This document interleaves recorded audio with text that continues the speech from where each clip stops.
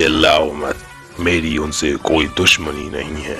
ये उन्हें भी पता है कि उनका और मेरा कोई मुकाबला नहीं। हमारे रास्ते में बस कमजोर मॉन्स्टर्स ही आएंगे। 1 मिनट, यहाँ ऐसे कितने हैं?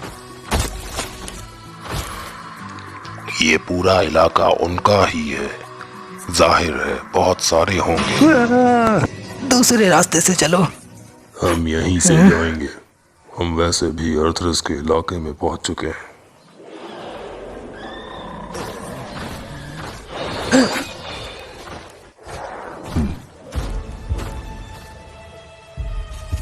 वो आ रहे हैं।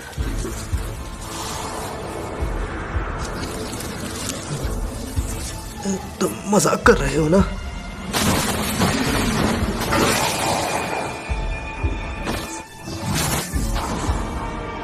फेल। चिंता मत करो, इसमें डरने की कोई बात नहीं है। अच्छा, तो तुम हो वो नादान बच्चे जिन्हें पता नहीं डर क्या होता है। तुम सू को लेकर छुप जाओ। हाँ। मुझसे लड़ने पर तुम्हारा क्या हाल होगा पता है? तुम्हें खुद पर इतना विश्वास है कि तुम मरने के लिए ही तैयार नहीं हो। बेवकूफ।